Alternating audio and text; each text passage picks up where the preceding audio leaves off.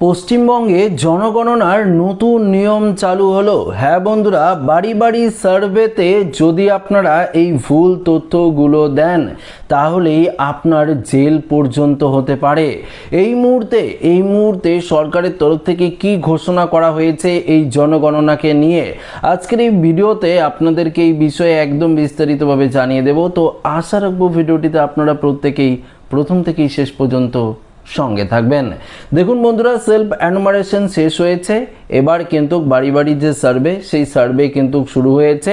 দেখবেন যে আগামীকাল থেকেই প্রত্যেকের বাড়ি বাড়িতে কিন্তু আধিকারিকরা যেতে শুরু করবে, হয়তো আগামীকাল বা তার পরের দিন। এভাবে কিন্তু আপনার বাড়িতে একদিন চলে যাবে আধিকারিকরা এবং সেই আধিকারিকরা কিন্তু সমস্ত তথ্য খুঁটিয়ে দেখবে। তো এর মধ্যে যদি আপনারা কোনো ভুল তথ্য দেন তাহলে আপনার জেল পর্যন্ত হতে পারে। এই নিয়ে সরকারের তরফ থেকে কি আপডেট দেওয়া হয়েছে সেটাই আজকের এই প্রতিবেদনে আপনাদেরকে জানাবো। তো একটু মনোযোগ সহকারে শুধুমাত্র ভিডিওটি আপনাদের দেখতে হবে। আচ্ছা, শুরু হয়ে গিয়েছে জনগণনা প্রক্রিয়া। দেশের জনসংখ্যায় জীবনযাত্রার মান এবং আর্থসামাজিক কাঠামো সঠিকভাবে নির্ধারণ করতে স্বরাষ্ট্র দপ্তরের তরফে ইতিমধ্যেই 40টি প্রশ্নের একটি নির্দিষ্ট তালিকা তৈরি করা হয়েছে, যে সমস্ত প্রশ্ন নিয়ে গতকালকে ভিডিও আমি আপনাদেরকে দিয়েছি। আচ্ছা, জনগণনার সঙ্গে যুক্ত কর্মীরা বাড়ি বাড়িতে গিয়ে এই প্রশ্নগুলো কিন্তু সংগ্রহ করবে। কিন্তু এই প্রক্রিয়া শুরু হতেই সাধারণ মানুষের মনে একটা বড় প্রশ্ন কিন্তু ঘুরপাক করতে শুরু করেছে। জনগণনার সময় কেউ যদি ভুল তথ্য দেন বা প্রশ্ন এড়িয়ে যান তবে কি তার জেল পর্যন্ত হতে পারে? আচ্ছা দেখুন, এখানে কি বলেছে, 1948 সালের আদমশুমারি যে আইন রয়েছে অর্থাৎ সেন্সাস অ্যাক্ট 1948 অনুযায়ী অনুমোদিত আদমশুমারি কর্মকর্তাদের কাছে নিখুঁত তথ্য প্রদান করা প্রতিটি নাগরিকের আইনি একটি দায়িত্ব।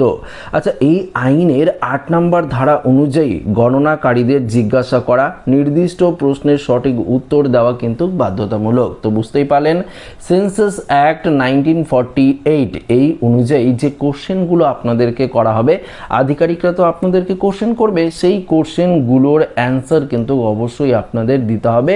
এটা কিন্তু আইন অনুযায়ী একটা দায়িত্ব আপনার। দেখুন এখানে কি বলেছে, সরকারের নীতি নির্ধারণ, আবাসন, স্বাস্থ্যসেবা, শিক্ষা এবং জনকল্যাণমূলক প্রকল্প রূপায়ণের ক্ষেত্রে এই তথ্য গুরুত্বপূর্ণ অপরিসীম। তাই ইচ্ছাকৃতভাবে কোনো কর্মকর্তাকে বিভ্রান্ত করা বা ভুল তথ্য দিয়ে এই আইনগত অপরাধ হিসাবে গণ্য করা হয়। বুঝতেই পারলেন, জনগণনা আইনের 11 নম্বর ধারা অনুযায়ী এই প্রক্রিয়ায় কোনো অপরাধ সংঘটিত হলে কঠোর শাস্তির বিধান রয়েছে। কেউ যদি জেনে শুনে মিথ্যা তথ্য প্রদান করেন, কোনো তথ্য গোপন করেন কিংবা জনগণনা কর্মকর্তার কাছে বাধা সৃষ্টি করেন তবে তার বিরুদ্ধে আইনি পদক্ষেপ না হতে পারে। তো ব্যাপারটা আপনারা ক্লিয়ার, একদম পরিষ্কার বুঝতে পারলেন যে যদি আপনারা জেনে শুনে কোনো মিথ্যা তথ্য দেন, ভুল তথ্য দেন, তাহলে কিন্তু আপনার বিরুদ্ধে আইনি ব্যবস্থা হতে পারে। পাশাপাশি ধরুন আপনি যদি ভাবেন যে আমি জনগণনায় অংশগ্রহণ করব না, সেক্ষেত্রে আপনি বাড়িতেই থাকলেন না, যখন আধিকারিকরা আসলো আপনি চলে গেলেন, বললেন বা আমি তথ্য দিব না, সেক্ষেত্রেও কিন্তু আইনি ব্যবস্থা না হতে পারে। আইন অনুযায়ী অপরাধের তীব্রতা বিচার করে দোষী ব্যক্তির সর্বোচ্চ 3 বছরের কারাদণ্ড, 1000 টাকা পর্যন্ত জরিমানা অথবা উভয় দণ্ডেই দণ্ডনীয় হতে পারে। তবে এর অর্থ এই নয় যে অনিচ্ছাকৃত ভুলের জন্য সবাইকে জেলে পাঠানো হবে। বিশেষজ্ঞদের পরামর্শ, ধরুন কোনো বাড়ি কবে তৈরি হয়েছিল তা গণনাকারী জানতে গিয়ে পরিবারের সঠিক সালটি মনে না থাকে, সেক্ষেত্রে মন গড়া কোনো তথ্য না দিয়ে জানি না বললেই কিন্তু শ্রেয়।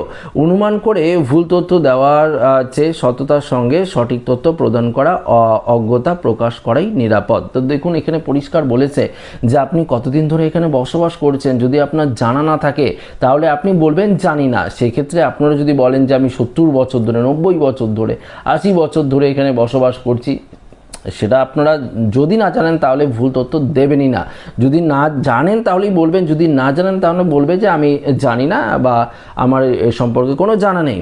আচ্ছা, এই আইন শুধু সাধারণ নাগরিকদের জন্য নয়, সমানভাবে প্রযোজ্য আদমশুমারি কর্মকর্তাদের ক্ষেত্রেও।